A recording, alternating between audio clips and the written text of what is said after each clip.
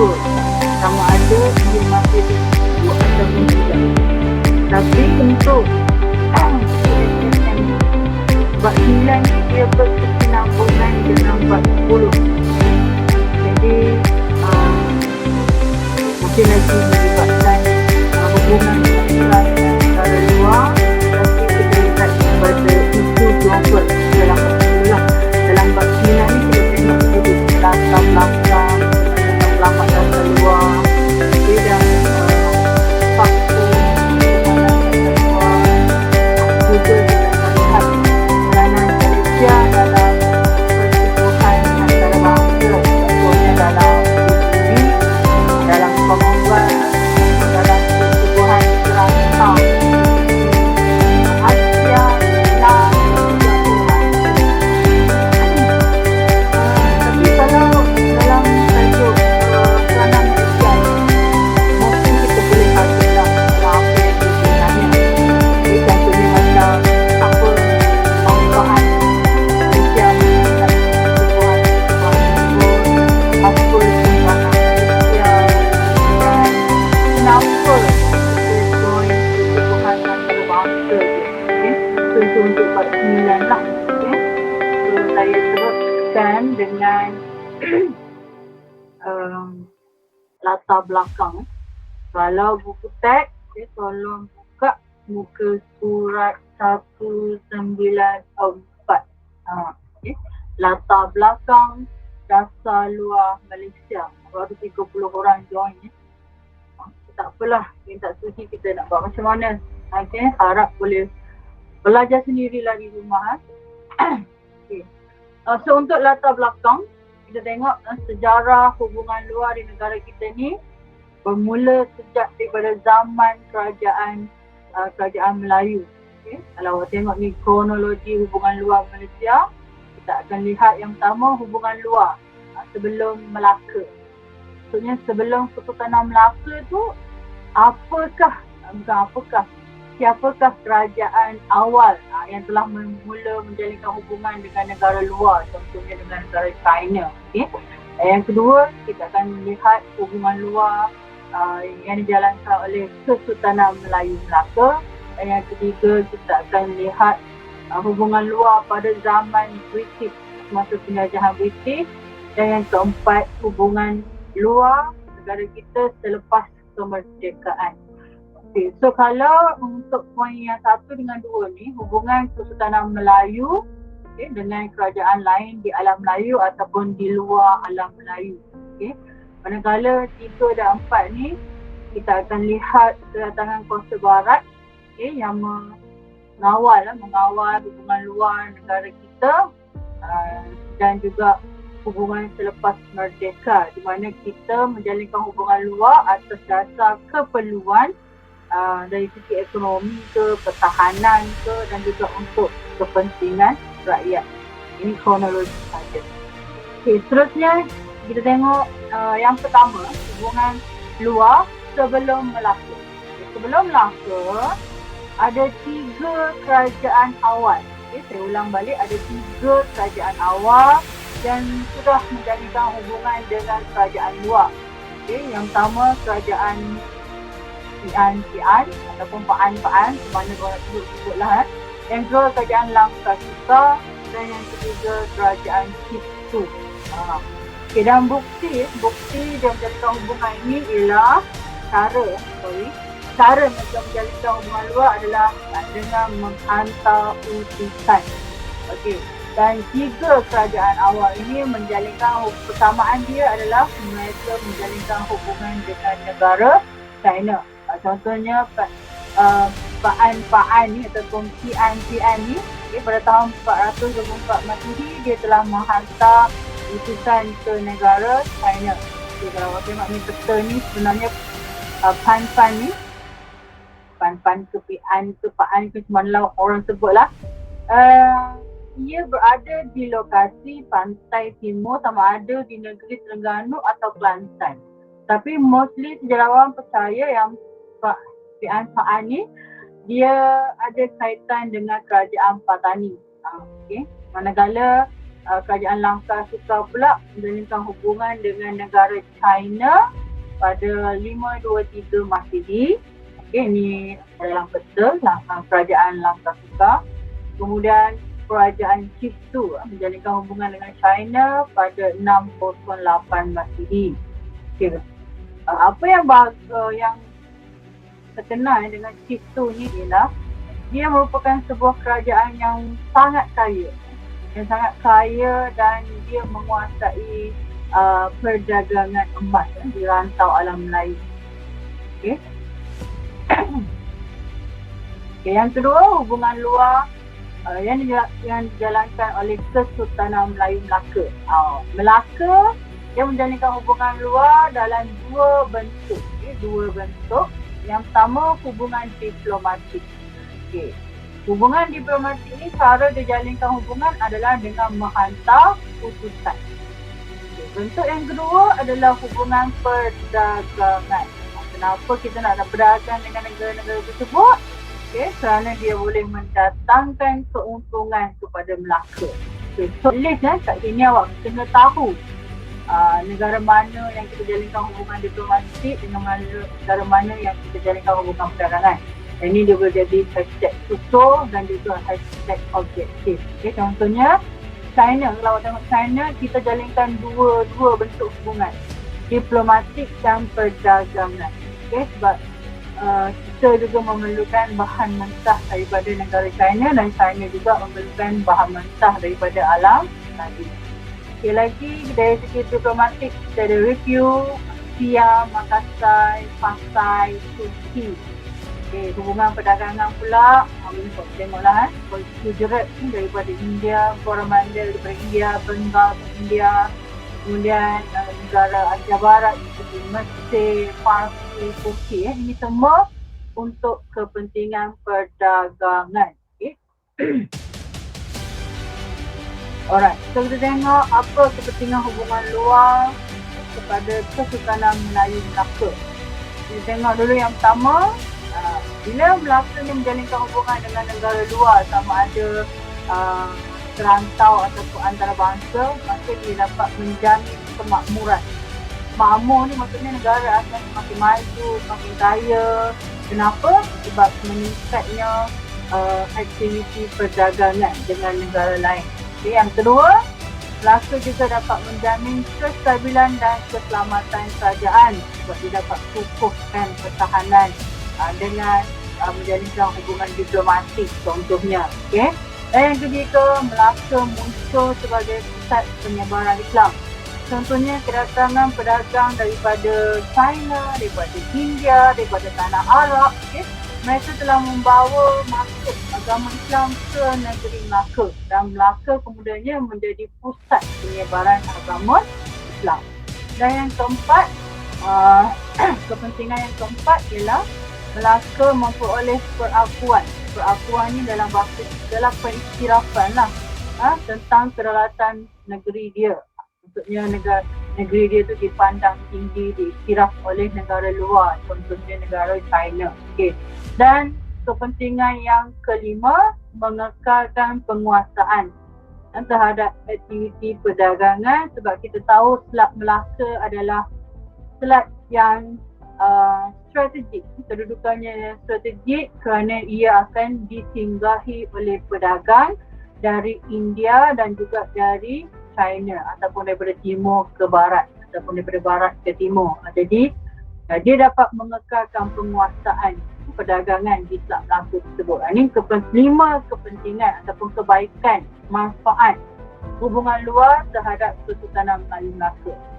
Okay, yang ketiga, kita tengok dasar luar semasa zaman British.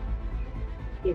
Semasa zaman British, hal ehwal luar negeri bagi negeri-negeri Melayu, negeri-negeri Selat, Sarawak, Sabah, okay, semua dikawal sepenuhnya oleh pejabat tanah jajahan di London. Maksudnya negeri Melayu, negeri Selat, Sarawak, Sabah ni dia tidak boleh jalinkan hubungan dengan negara lain tanpa kelulusan daripada pejabat tanah jajahan British di London.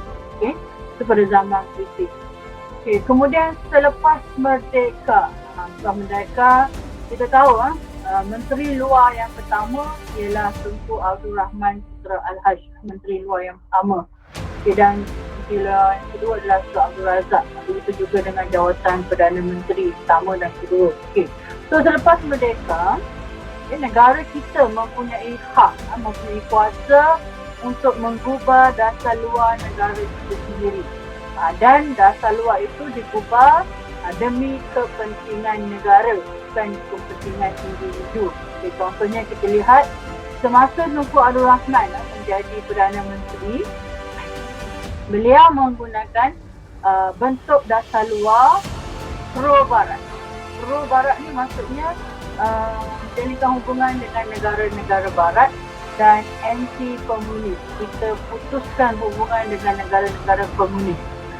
Dua, pro-barat, anti-komunis. Ini semasa awal kemerdekaan negara kita. Okay, kemudian Tuan Abdul Razak Hussein, semasa dia menjadi Perdana Menteri, dia telah mengubah bentuk dasar luar daripada pro-barat anti-komunis ni kepada tidak memihak dan tidak memihak kepada mana-mana pihak. Okay, yang kedua, menjalinkan hubungan dengan semua negara. Dalam bahasa mudahnya, kita mengamalkan dasar berkecuali. Tak sokong siapa-siapa. Pada zaman ni, kita kata berlakunya perang dingin antara Amerika Syarikat dan juga Soviet Union, di mana mereka menyebarkan ideologi kapitalis dengan juga ideologi komunis. Jadi kita tak sokong mana-mana, tidak memihak pada mana-mana ideologi tersebut. Sebaliknya kita menjalinkan hubungan dengan semua negara. Okay, so secara kesimpulan dia, dasar luar negara kita ni dia memang akan berubah mengikut kepada keperluan dan perubahan pada masa tersebut. Okay. Dan rakyat perlu bersama dengan pemimpin bagi memastikan Malaysia dihormati. Contohnya Perdana Menteri yang keempat, Dr. Mahathir Mohamad. Dia pula memperkenalkan dasar berkecuali dan dasar pandang ke timur. Kita memandang ke arah negara timur seperti Jepun, Korea, China, okay, untuk dijadikan sebagai contoh lah. 9.2. Terus untuk yang 9.1 tadi, latar belakang tadi, awak kena ingatlah sebelum Melaka ada 3 kerajaan awal yang telah mula menjalinkan hubungan dengan negara luar seperti China. Okay, manakala Melaka pula ada 2 bentuk dasar luar. Yang pertama hubungan diplomatik, yang kedua hubungan perdagangan. Okay, yang ketiga masa zaman British, semuanya dikawal oleh pejabat tanah jajahan di London. Dan selepas merdeka barulah kita ada kuasa untuk menggubal undang-undang dasar luar negara kita sendiri. Okay, so saya teruskan dengan 9.2. Okay, asas penggubalan dasar luar. Okay, bukan di surat 196. Okay.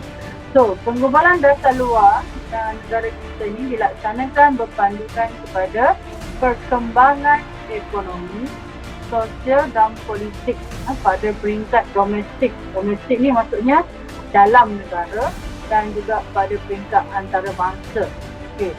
So, perkembangan ini juga, penggubalan dasar luar ini juga dilihat melalui matlamat. Ini wajib tahu, matlamat ada 5 dan faktor ada 4. Faktor penggubalan dasar luar. Matlamat ada 5. Kita akan bincangkan. Okey, matlamat yang pertama. Matlamat dasar luar Malaysia yang pertama ialah mempertahankan kedaulatan, kemerdekaan negara supaya kita tidak diceroboh oleh kuasa asing. Yang kedua, melindungi kepentingan nasional. Nasional ni kebangsaan lah tingkat seluruh negara.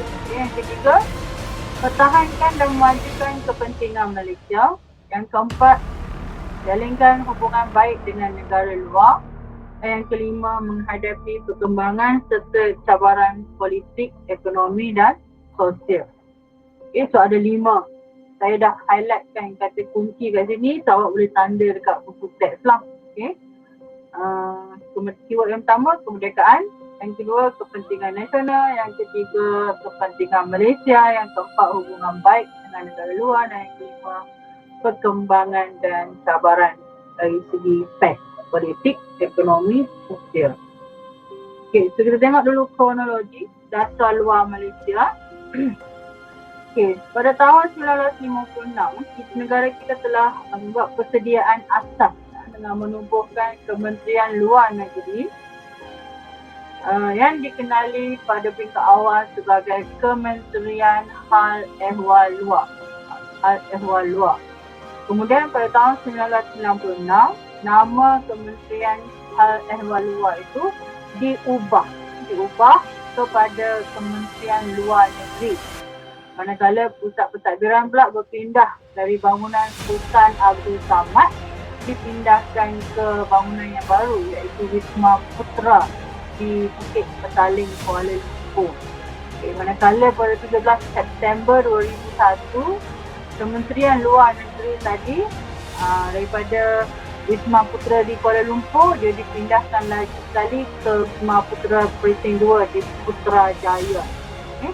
Dan untuk pengetahuan awak semua, perkataan Putra ni diambil sempena nama Perdana Menteri Malaysia yang pertama, Tun Abdul Rahman Putra Al-Hadi. Okay.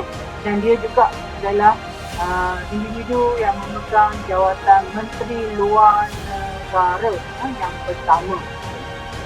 Alright, Wisma Putra ni peranan dia untuk, ini awak tolong beri perhatian, menggubah dasar luar. Siapa yang gubah dasar luar? Wisma Putra ni berperanan menggubah dasar luar dan menjaga kepentingan nasional negara di peringkat antarabangsa. Dan dasar luar ini penting. Kenapa? Dalam mempengaruhi tindakan negara untuk menghadapi perkembangan dari segi politik, perkembangan terantau dan antarabangsa. Kejayaan dasar luar ini pula diukur apabila negara kita berjaya menjalinkan hubungan yang baik dan juga berjaya menjalinkan kerjasama dengan negara lain dalam pelbagai bidang, contohnya kerjasama ekonomi, kerjasama politik, pertahanan dan kebudayaan di peringkat antarabangsa. Contohnya hubungan dengan China, hubungan dengan Jepun, Amerika Syarikat, lawatan yang dijalankan oleh Perdana Menteri kita ke negeri-negeri itu sebenarnya bukti yang menunjukkan kejayaan negara kita dalam hubungan dasar luar. Okay. Right, so saya teruskan dengan faktor pengkubalan dasar luar negara kita. Okay, untuk faktor pengkubalan dasar luar, hashtag penting, ada 4 faktor. Okay, yang pertama, ikatan sejarah. Yang kedua, keperluan nasional. Okay. Yang keempat, kepimpinan. Yang ketiga kepimpinan dan yang keempat persekitaran luar. Okay. Sejak mencapai kemerdekaan, Malaysia telah mengubah dasar luar yang dinamik, okay, dan dilaksanakan untuk memenuhi matlamat menjaga kedaulatan negara. Dalam masa yang sama, supaya negara kita bebas daripada campur tangan kuasa asing. Dasar yang sebelumnya agak selektif. Selektif ni maksudnya kita memilih. Kita pilih untuk jalinkan hubungan dengan negara barat sahaja. Dan kita tak nak jalinkan hubungan dengan negara komunis, contohnya pada peringkat awal. Tetapi telah berubah kepada dasar berbaik-baik dengan semua negara. Ini secara rumisan lah. Jadi kita tengok faktor yang pertama. Faktor yang pertama, ikatan sejarah. Kalau ikut sejarah, negara kita ni telah lama menjalinkan hubungan terantau dan hubungan antarabangsa, contohnya dengan negara jiran seperti Singapura, Indonesia, Brunei, Filipina, Thailand. Selain itu, daripada zaman Melayu Melaka lagi, kita telah menjalinkan hubungan dengan negara China dan juga negara India. So ini menunjukkan ikatan sejarah, nilai sejarah yang telah dijalinkan sejak daripada zaman Kesultanan Melayu Melaka lagi. Selain itu, hubungan Malaysia dengan Arab Saudi, Mesir, Yaman, Turki Okay. Dijalinkan berasaskan kepada ikatan keagamaan, dipengaruhi oleh faktor agama lah. Okay. Kerana kita negara yang Islam sebagai agama rasmi, maka kita menjalinkan hubungan dengan negara-negara Islam. Okay. Selepas mencapai kemerdekaan, okay, negara kita telah menyertai Commonwealth. Siapa tahu apakah maksud negara Commonwealth ni? Siapa ada jawapan sebelum saya teruskan?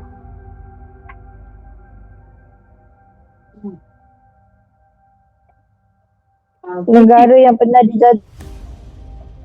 Okey, Fatimah. Negara yang pernah dijajah oleh British. Betul. Okey, so sejarah kita sama. Negara-negara yang menganggotai Commonwealth ni mempunyai pengalaman sejarah yang sama, iaitu pernah dijajah oleh British. Itu maksudnya tadi faktor ikatan sejarah. Okey. Alright. Yang kedua, faktornya adalah keperluan nasional. Okay. Nasional ni bermaksud keutamaan kepada kepentingan negara. Contohnya dari segi ekonomi, pertahanan, politik dan sebagainya lah. Kepentingan menjaga kedaulatan negara untuk kekalkan kemerdekaan negara kita dan dasar yang boleh menguntungkan negara. Contoh, kita menjalinkan hubungan juga dengan semua negara, bukan hanya kepada negara barat semata, sebab kita nak luaskan pasaran barangan siap negara kita. So, kalau kita just fokus pada negara barat je, jadi pasaran dia tu terhad kepada permintaan negara Eropah semata-mata. Okay. Dan yang ketiga, kedudukan strategik merupakan antara faktor yang mempengaruhi bentuk dasar luar dengan negara perantau. Contohnya, kita berjiran dengan Thailand, Indonesia, Filipina, Brunei kan. Jadi faktor kedudukan itulah yang menyebabkan kita perlu jalinkan hubungan dengan negara-negara tersebut bagi mengukuhkan pertahanan negara kita. Sebab kalau kita berperang dengan mereka, maksudnya pertahanan negara kita tu akan mudah diceroboh lah. Okay, so untuk kepentingan itu, maka kita jalinkan hubungan diplomatik dengan mereka. Okay, melalui hubungan luar, juga kebajikan rakyat Malaysia akan dipelihara di luar negara. Okay? Dan untuk tujuan ekonomi dan juga keamanan negara, dasar luar Malaysia bersikap bebas dan berkecuali serta berbaik-baik dengan semua negara tanpa mengira ideologi. Maksudnya di sini, kalau awal-awal kita baru lepas merdeka, kita pro barat. Sebab negara barat ni yang memberi bantuan kepada kita. Sebab kita menandatangani perjanjian AMDA. Kalau ada negara lain serang kita, mereka akan memberi bantuan. Negara Commonwealth ni akan beri bantuan ketenteraan. Okay, tapi lama-lama bila kita dah tengok perubahan kuasa Britain pun dah semakin kurang, okay, maka kita telah mengubah dasar daripada pro barat itu kepada berkecuali, berbaik dengan semua negara, termasuklah negara yang mengamalkan fahaman komunis. Okay. Atas dasar ekonomi dan juga untuk keamanan negara. Okay. Dan ciri faktor yang ketiga, kepimpinan. Okay. Dasar luar negara ditentukan oleh kebijaksanaan dan kemuliaan seseorang pemimpin, di mana kalau awak jadi Perdana Menteri lah one day, awak perlu peka dengan perkembangan dan perubahan dunia pada peringkat antarabangsa, dari segi politiknya, dari segi ekonominya. Kena tahu negara mana yang menguasai ekonomi pada masa sekarang. Adakah masih lagi Amerika Syarikat ataupun dah beralih kepada negara China atau Jepun atau Korea? Which one? Itu sebagai pemimpin, korang kena peka lah dengan perkembangan tersebut supaya korang boleh adjust dasar luar korang tu untuk dijalinkan dengan siapa yang lebih memberi keuntungan kepada negara kita. Macam tu. So misalnya, contoh perubahan dalam dasar luar dalam tahun 1990 daripada berhubung dengan negara maju, daripada kita fokus kepada negara maju, pemimpin kita telah tukar. Kita jalinkan pula hubungan dengan negara yang sedang membangun. Sebab bila kita jalinkan hubungan negara yang sedang membangun ni, mereka akan memerlukan suntikan dana Jadi kita akan menyuntik dana pelaburan di negara mereka untuk mendapatkan pendapatan kepada negara kita. Contohnya, menjalinkan hubungan dengan negara di Afrika dan juga negara di Pasifik Selatan. Negara-negara yang sedang membangun ini mereka sangat memerlukan jalinan ekonomi terutama. Okay. Alright, dan faktor yang keempat, persekitaran luar. Okay. Perkembangan politik, ekonomi dan sosial antarabangsa yang sentiasa berubah, okay, menyebabkan penggubalan dasar luar Malaysia disesuaikan dengan perubahan yang berlaku lah. Misalnya, semasa Perang Dingin. Perang Dingin ni perang antara Amerika Syarikat dan juga Soviet Union. Pada masa ini, Malaysia telah mengamalkan dasar Pro Barat. Lepas tu 1970-an dasar Pro Barat berubah tertukar kepada tidak berpihak kepada mana-mana kuasa. Okay? Sebab kita lebih berbaik-baik dengan semua negara. Itu maksud dia. Okay? Right. So ada empat faktor penggubalan dasar luar. Kalau esei ini memang dia boleh jadi soalan esei lah, 8 markah. So at least awak ingat 4 fakta, 4 huraian. 1 fakta, 1 huraian, 1 fakta, 1 huraian. Contohlah, awak kata faktor penggubalan dasar luar ialah ikatan sejarah. Di mana negara kita menjalinkan hubungan dengan negara negara kita menyertai pertubuhan Commonwealth kerana kita mempunyai pengalaman sejarah yang sama, iaitu dijajah oleh British. So dah dapat 2 markah kat situ. Untuk keperluan nasional pula, negara kita menjalinkan hubungan dengan negara-negara yang memberi keuntungan. Sebut dia keuntungan. Kepimpinan pula, pemimpin perlulah bijak dan peka perkembangan pada peringkat antarabangsa untuk menentukan hala tuju dasar luar. So, dia tak banyak pun. So, yang penting awak hafal 4 fakta tersebut dengan 1 huraian bagi setiap fakta, 8 markah. Okay. So, kalau dia keluar, awak boleh targetlah full mark kat situ. Okay, ni sedikit penerangan tentang Perang Dingin. Perang Dingin ni perang yang berlaku selepas Perang Dunia Pertama. Okay, yang berlaku dalam tempoh 1947 hingga 1991. Di mana selepas Perang Dunia selepas Perang Dunia Kedua, dunia ini terbahagi kepada 3 blok. Okay, yang pertama blok kapitalis, yang kedua blok komunis, dan yang ketiga blok sosialis ataupun tak memihak kepada mana-mana. Okay. So blok barat ataupun blok kapitalis ini diketuai oleh Amerika Syarikat, sementara blok timur ataupun blok komunis diketuai oleh Soviet Union. Dan mereka ini meluaskan pengaruh mereka. Dia tak gunakan senjata, dia tak pergi jajah negara, tak. Dia menggunakan kegiatan subversif. Contohnya, dia salurkan salurkan senjata kepada negara-negara yang terlibat dalam kancah politik. Sebar propaganda dia, penitipan dan perang psikologi. So, contohnya negara kita ni dipujuk, joinlah kapitalis, joinlah komunis. Itulah sebab kita antara negara yang tidak memihak kepada mana-mana kuasa. Okay. Alright, itu untuk 9.2. 9.3, Malaysia dalam pertubuhan bangsa-bangsa bersatu. Kalaulah awak tanya saya, cikgu perlu baca ke tak tajuk ni? Perlu baca. Perlu beri perhatian kalau awak nak jawab tajuk 49 ni. Sebab dia sangat popular. Sangat popular dan dah lama tak keluar SPM. Dah lama. Okay, so PBB, Pertubuhan Bangsa-Bangsa Bersatu.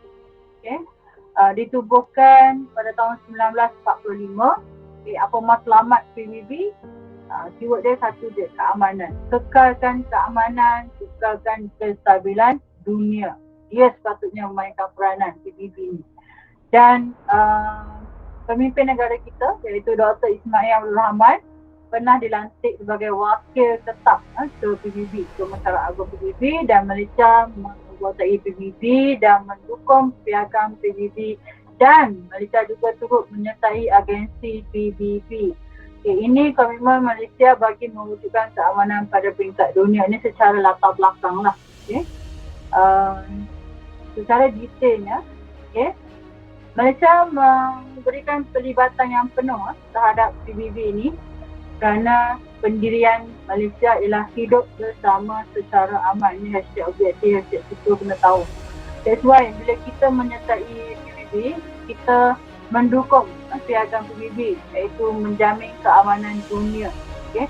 Dan kita juga untuk mencapai piagam tersebut, kita perlu melibatkan diri dalam pelbagai agensi, contohnya dalam United Nations, dalam FAO, Pertubuhan Makanan Dunia ataupun Pertubuhan Kesihatan Dunia, banyaklah. Okay? Dan yang ketiga, kita juga menyumbang menghantar tentera Malaysia ke beberapa negara seperti Kongo, Namibia, okay, untuk misi pengaman dan juga dalam misi pemerhati. Okay, dan yang keempat, okay, Malaysia membenarkan rakyat terlibat dalam agensi PBB. Nanti kita akan tengok tokoh mana yang terlibat dalam PBB. Okay, so mendukung piagam PBB, apa maksud dia? Okay, mendukung piagam PBB ni bermaksud Malaysia menegakkan keyword dia hak asasi manusia. Okay? Dan menggariskan hak asasi manusia untuk semua kaum. Semua kaum ni sama je. Kita tidak membezakan kaum ataupun mengikut jantina, bahasa atau agama. Dan negara kita konsep menghormati kedaulatan wilayah negara lain. Kita tak adalah rasa macam bosan je hari ni, nak pergi serang negara Kongo lah. Tak boleh. Sebab kita kena hormat kedaulatan negara lain. Dan akhir sekali, kita juga tak masuk campur, tidak campur tangan dalam urusan hal ehwal negara lain. Contohnya, konflik di negara jiran kita seperti Thailand. Thailand ada konflik politik tentang raja dia, rakyat menentang raja. Tapi kita tidak masuk campur kerana kita menjaga hak asasi mereka lah. Okay. Alright, so yang kedua, pelibatan dalam agensi PBB, contoh ada 5 agensi yang disertai oleh Malaysia. Yang pertama UNESCO. UNESCO ni ataupun United Nations of Educational, Scientific and Cultural Organization. Okay. Bila kita menyertai UNESCO, okay, kebaikan pada negara kita ialah beberapa tapak di Malaysia ni telah diiktiraf sebagai, perlu highlightkan benda ni, tapak warisan dunia. Bila tapak warisan dunia, maka dia tak boleh dimusnahkan dengan sewenang-wenangnya lah. Okay, so antara tapak di Malaysia yang menjadi warisan dunia ialah Gunung Mulu dan Taman Kinabalu di Sabah. Okay, yang kedua, Bandar Melaka.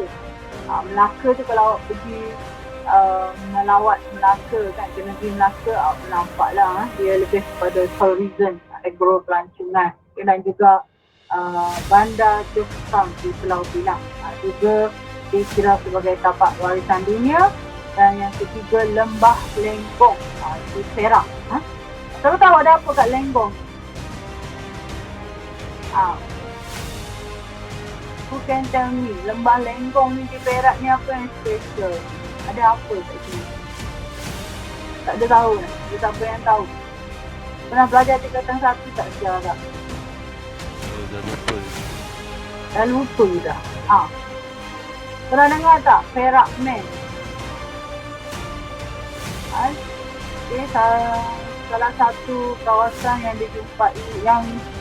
dijumpai tengkorak manusia yang dipanggil sebagai Perak Man, dan dikatakan bermulanya kita panggil zaman prasejarah ataupun zaman paleolitik di negeri kita, di negara kita. Okay? Ini Lenggong, saya tunjukkan gambar.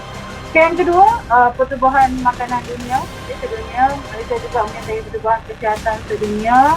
Dan yang ni, United Nations High Commissioner for Refugees. Bersuruhjaya tinggi Bersama-Bangsa Bersatu mengenai pelarian. Sebab tu, bila ada pelarian dari negara lain datang ke Malaysia, kita tidak menghalau mereka. Sebaliknya, kita membenarkan mereka menetap di Malaysia sementara untuk mereka ni dipindahkan ke negara dunia ketiga. Okay? So kita terimalah, kita tidak halau mereka. Dan yang kelima, Malaysia juga menyertai agensi Majlis Keselamatan. di mana Majlis Keselamatan ni bertanggungjawab mengekalkan keamanan dan keselamatan antarabangsa. Tetapi kita ni adalah anggota tidak tetap lah, bukan anggota tetap. Kita tak ada kuasa yang besar. Okay?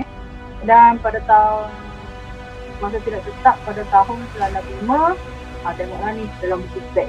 Okay? Apa beza anggota tetap dengan anggota yang tidak tetap atau anggota yang dilantik?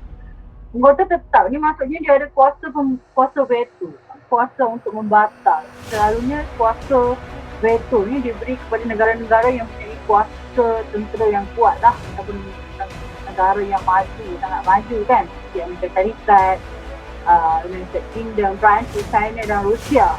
Okay. So peranan mereka ni adalah untuk mengekalkan keselamatan dan keamanan negara-negara anggota yang terlibat dalam Majlis Keselamatan dan juga dalam PBB. Okay. Dan yang beranggotai Majlis Keselamatan dalam PBB ni, okay, mereka ni ada kuasa untuk keluarkan resolusi. Resolusi ni maksudnya jalan penyelesaian yang mesti dipatuhi negara anggota. Dan resolusi itu akan dikenali sebagai resolusi Majlis Keselamatan PBB. Contohnya kes Palestin yang sampai sekarang masih belum ada resolusi lagi, kan? Salah satunya lah. So untuk anggota yang dilantik, anggota tidak tetap ni, kita akan dilantik memegang kursi itu selama 2 tahun saja.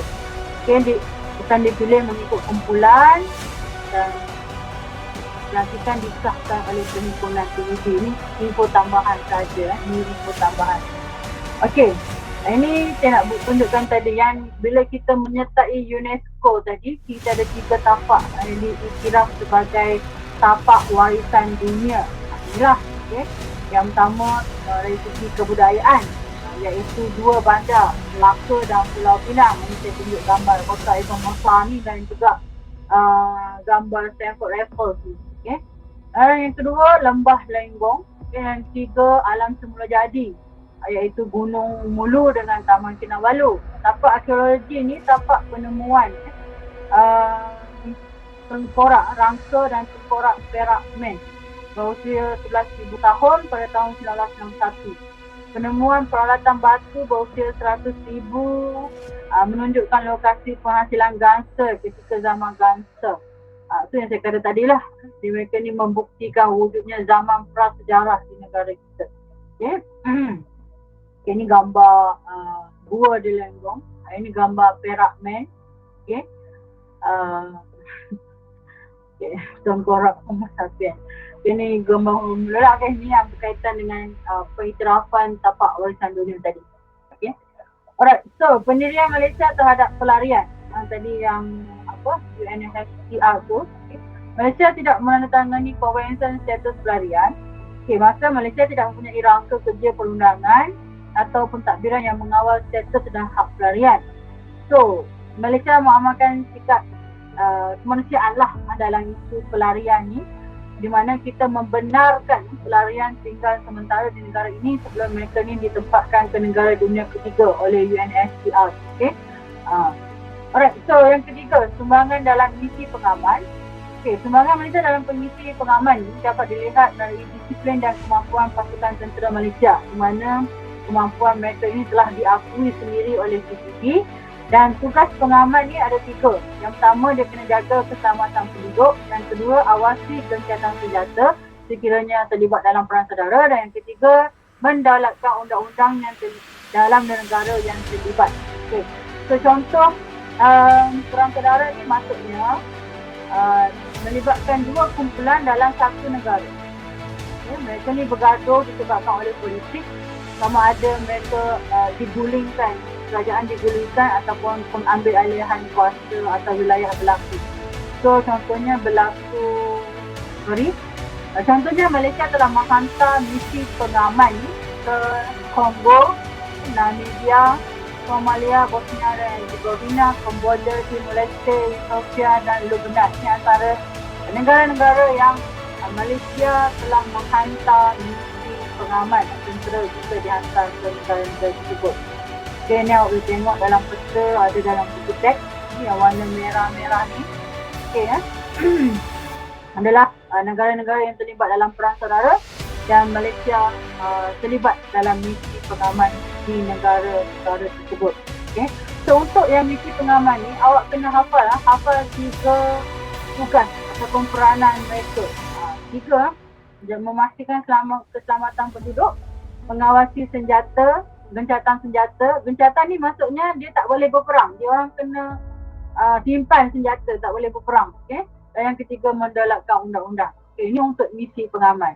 Manakala untuk misi pemerhati, ada 3 tugas misi pemerhati. Yang pertama, ini kena ingat membantu pentadbiran dan pengurusan. Yang kedua, memberikan latihan teknikal dan juga menjadi juru bahasa. Okay, so kalau awak tengok dalam peta muka surat 202 tu, okay, ada banyak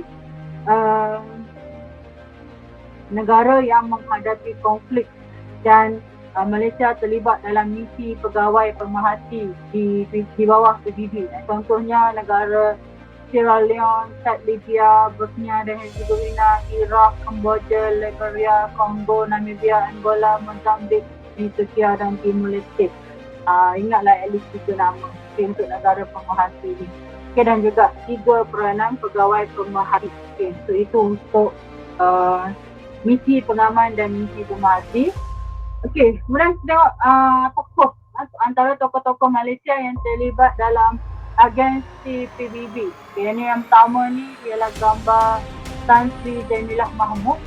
Tan Sri Jamilah Mahmud ni adalah antara pengasas Mercy, pertubuhan kebajikan untuk rakyat Malaysia. Okay, dan dia adalah seorang doktor perubatan dan aktivis kemanusiaan. Okay, dan dia antara 16 orang yang dilantik oleh Setiausaha Agong sebagai penasihat kumpulan tabung tindakan kecemasan pusat. Okay, yang lain itu pastilah. Yang kedua, Datuk Maimunah Muhammad Sharif. Okay, beliau ni adalah seorang penjawat awam dan dia mengetuai UN ni United Nations bagi memelihara habitat dan merupakan wanita pertama yang memegang jawatan tersebut, ketua UN United Nations. Okay, dan UN ni dianggap yang paling aktif di dunia, memberikan kepuasan kepada kehidupan bandar yang mampu ambil pada sendirilah. Okay, yang ketiga, Tan Sri Razali Ahmad ya. Okay, peranan dia adalah tokoh diplomat ataupun diplomat ni duta lah negara. Di 1990 hingga 1922 dia mengetuai legasi Malaysia ke mesyuarat United Nations Development Program. Okay. Dia juga dilantik sebagai naib presiden Majlis Ekonomi dan Sosial PBB dan dia juga wakil khas Setiausaha Agong PBB ke Myanmar, okay, untuk selesaikan isu di Myanmar. Dan yang keempat, Dr. Jomo Kwame Sundarang, okay, ahli akademik, dan dia ni adalah pernah dilantik sebagai penolong Setiausaha Agong bagi pembangunan ekonomi di Jabatan PBB yang saya highlightkan merah ni lah. Okay, dan akhir sekali Tan Sri Abu Tamah Abu Bakar merupakan pegawai tentera dan dilantik sebagai pemerintah tertinggi UNOSOM 2 di Somalia semasa misi pengaman di Somalia. Misi pemerhati di Somalia. Okay, warga Malaysia pertama yang diberi kepercayaan untuk menjadi pemerintah tertinggi tentera PBB. Ini dia menjadi soalan objektif juga ni. Okay. Alright, so kesimpulannya, Malaysia sangat bergerak aktif kan dalam PBB itu pertubuhan bangsa-bangsa bersatu. Okay. Bergerak aktif dalam PBB. Okay, dari mana Malaysia memberikan kerjasama dan komitmen dalam agenda dan misi PBB.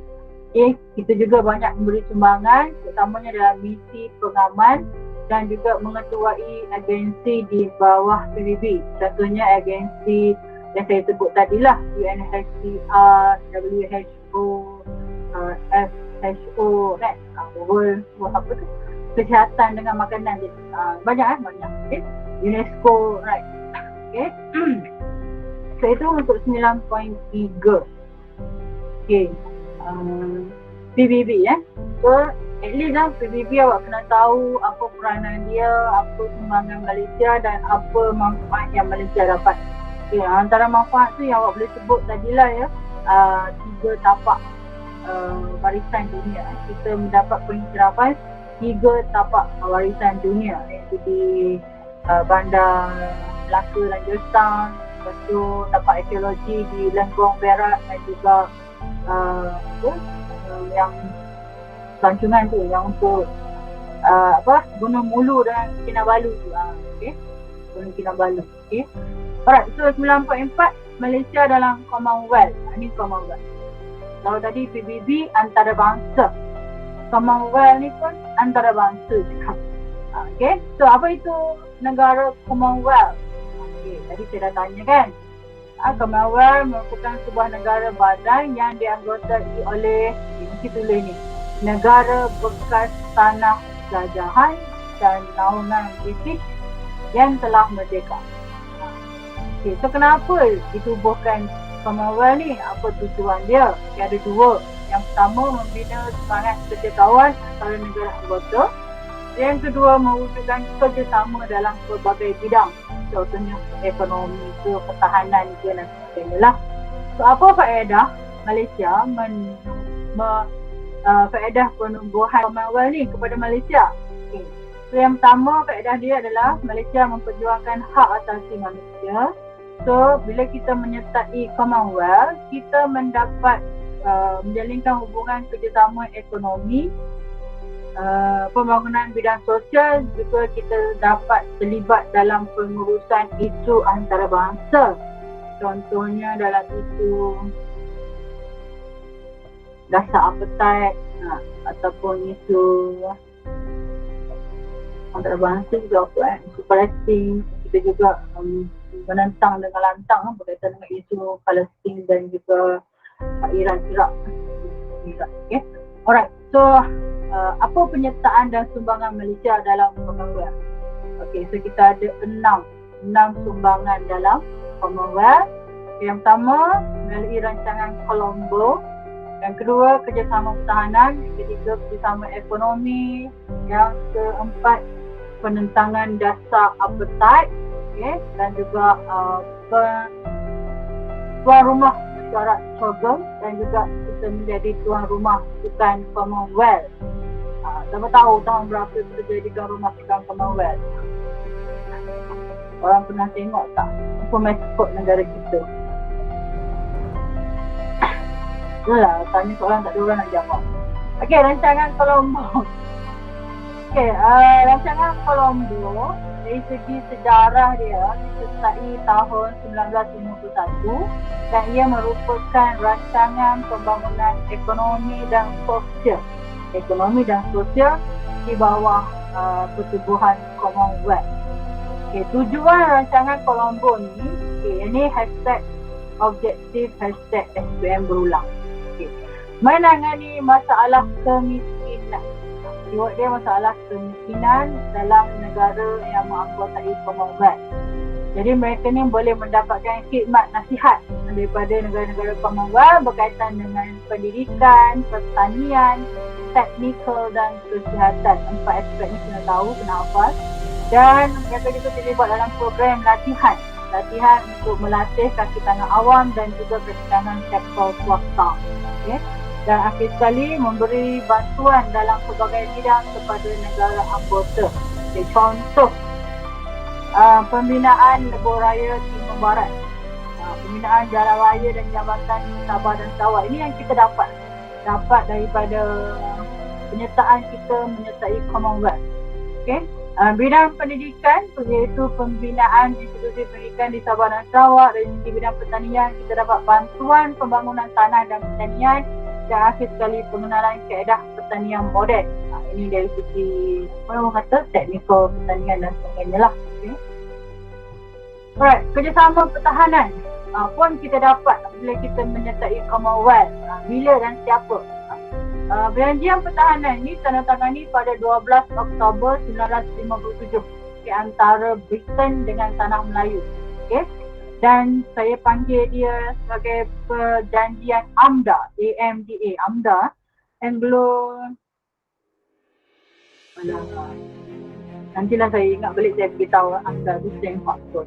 Tapi daripada perjanjian tersebut, kita akan mendapat faedah dari segi memperkukuh pertahanan dan keselamatan negara, di mana dalam perjanjian tersebut Britain dan juga negara-negara anggota Commonwealth ini memberikan komitmen terhadap pertahanan negara, di mana kerajaan juga menyediakan kemudahan kepada tentera Britain dan pasukan simpanan strategik Commonwealth untuk obligasi Commonwealth atau antarabangsa. Maksudnya di sini, kalaulah negara kita ni diserang oleh mana-mana kuasa, contohnya komunis ke apa ke, maka tentera Commonwealth ataupun tentera Amerika Syarikat, Britain, Australia ni dia akan menghantar bantuan, hantar tentera dia datang ke negara kita untuk mengawal keselamatan dan juga pertahanan negara lah. Contohnya semasa menghadapi ancaman ini, kita pun ada menerima askar tentera tambahan ataupun tentera upahan daripada Commonwealth, dan juga semasa konfrontasi dengan negara Indonesia juga kita mendapat bantuan ketenteraan. Tapi begitulah. Alright, so kerjasama ekonomi, faedah kerjasama ekonomi kepada Malaysia, apa yang kita dapat tadi, kerjasama pertahanan, ini kerjasama ekonomi. Yang pertama, bila kita menyertai Commonwealth, kita akan dapat meningkatkan jumlah rakan dagang sama negara, menambahkan jumlah negara yang menjalinkan hubungan perdagangan dengan kita. Yang kedua, ekspor. Dari segi ekspor, komoditi ataupun aset negara kita, contohnya getah, kelapa sawit ke, mudah diekspor kepada negara anggota Commonwealth.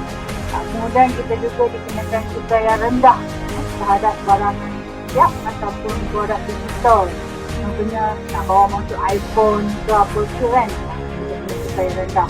Kemudian dari segi kemudahan juga, negara kita mendapat kemudahan kredit pinjaman dan juga bantuan dana daripada Commonwealth, dan akhir sekali suntikan pelaburan modal daripada negara Commonwealth turut membantu membangunkan negara kita.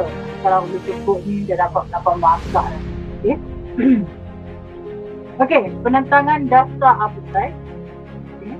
Muka surat 217. Ini pun sumbangan Malaysia dalam Commonwealth, di mana Malaysia lantang menentang dasar apartheid ni dalam Commonwealth.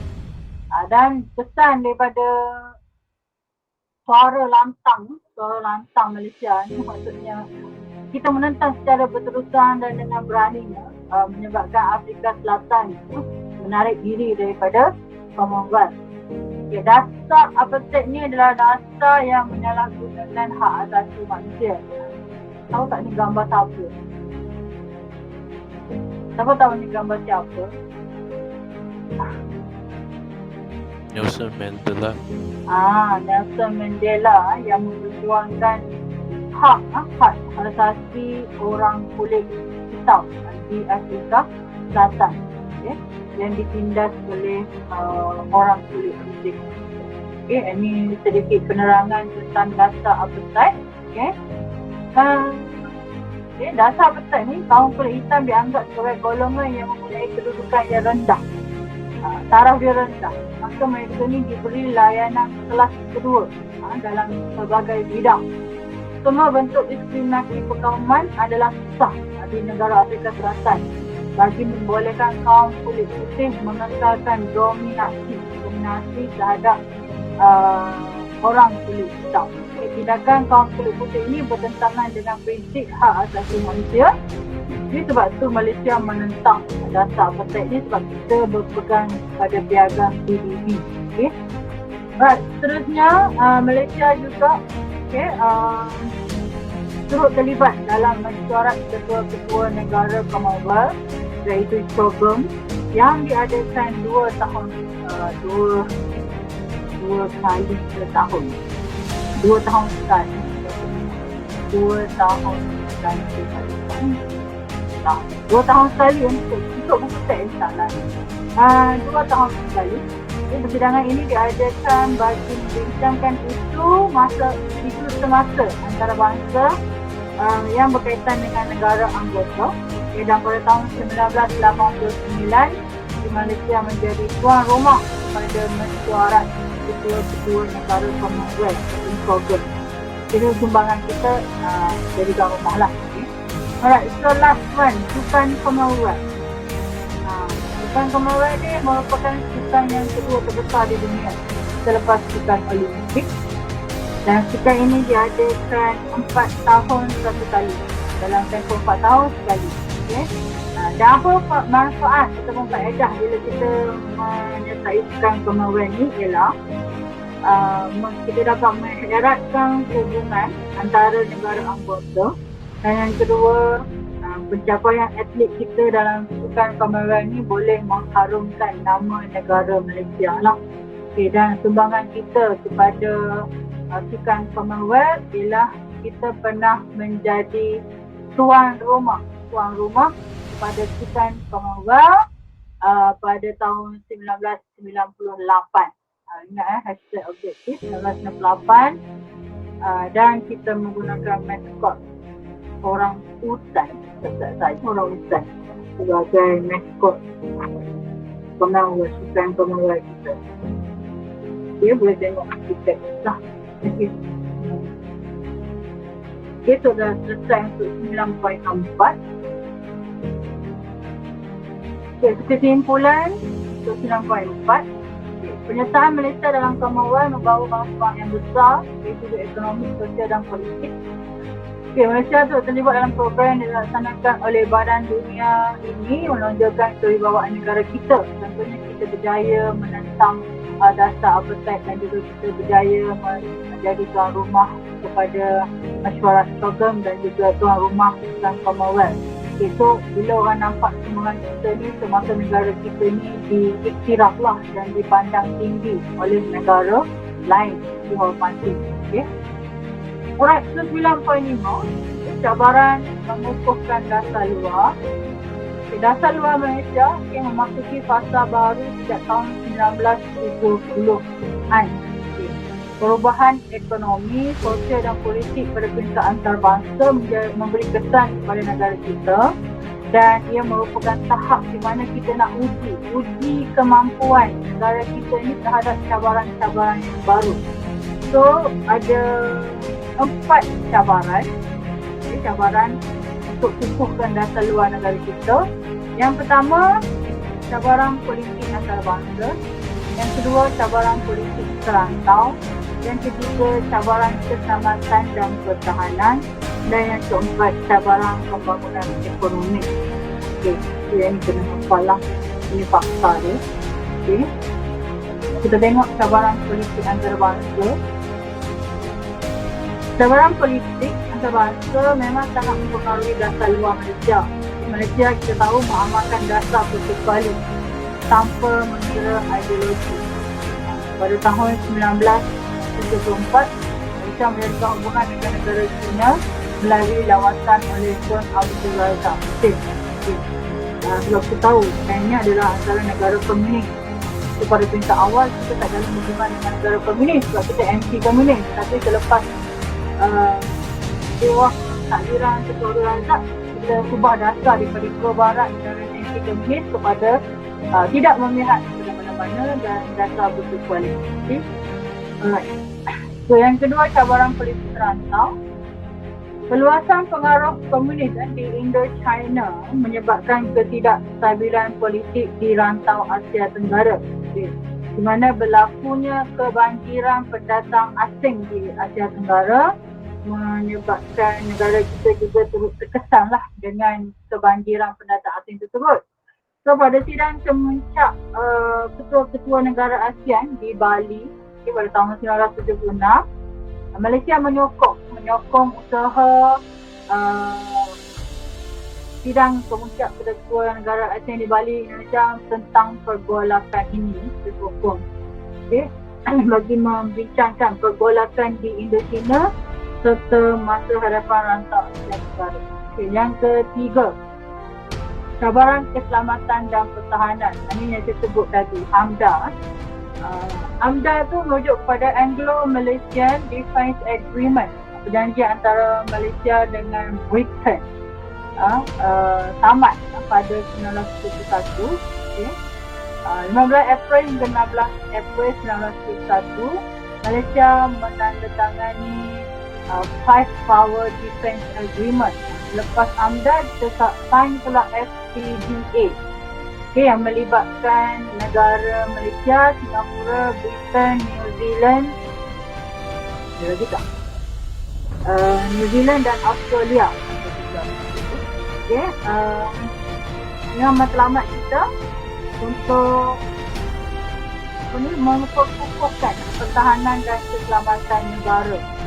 Okay, so syarat menteri-menteri pertahanan ASEAN juga diadakan, dan pada tahun 1965 Malaysia menandatangani perjanjian sepadan dengan Thailand berkaitan dengan isu keselamatan ancaman komunis pada masa tersebut. Okay, ini antara cabaran Malaysia dalam memfokuskan keselamatan dan pertahanan negara. Itu ada 3 perjanjian lah. Okay. Pertama AMDA, yang kedua FPDA dan juga perjanjian sepadan dengan Thailand. Okay. Alright, dan yang keempat, cabaran pembangunan ekonomi. Yang keempat. Okay, cabaran utama yang dihadapi oleh Malaysia dalam ekonomi ialah wujudnya dominasi oleh negara maju yang menentukan harga komoditi. Contohnya kita pengeluar biji timah, pengeluar getah, tapi bukan kita yang menentukan harga tersebut. Harga itu ditentukan oleh negara maju. Okay? So mereka yang mendominasi harga komoditi tersebut. Okay? Malaysia menjadi anggota Pertubuhan Antarabangsa, iaitu IPC, Majlis Khidmat Antarabangsa. Okay? Dan General Agreement on Tarif and Trade, CATT, ataupun Perjanjian Umum Tarif dan Perdagangan, di mana Malaysia mendesak agar harga barang dapat dikawal bagi membolehkan Malaysia memperoleh hasil daripada minyak dan gas. Okay. Selain itu, Malaysia turut menubuhkan Petronas pada tahun 1974 untuk membangunkan sektor minyak dan gas negara. Ini Petronas. Ini antara cabaran kita lah. Sebab kita pengeluar komoditi yang terbesar, tapi kita tidak menentukan harga barang tersebut. Sebaliknya negara Eropah yang menetapkan harga, sedangkan kita pengeluar. Okay. Alright, so kesimpulan dia, perkembangan ekonomi, sosial dan politik tingkat antarabangsa antara cabaran Malaysia. So Malaysia melaksanakan tindakan yang bijak dalam menguntungkan negara, artinya membawa manfaat yang besar kepada negara. Sebagai rakyat Malaysia, kita perlu menandingi kebijaksanaan pemimpin dalam usaha mengurus cabaran besar negara. Jadi saya rasa saya stop sampai sini sahaja, sebab 9.6, 9.7, 98 tu dia banyak lagi. So nak sambung. Banyak ni saya dah cakap lah. Okay. Untuk 9.6 hingga 98. Okay, kita sambung next week. Okay. Ada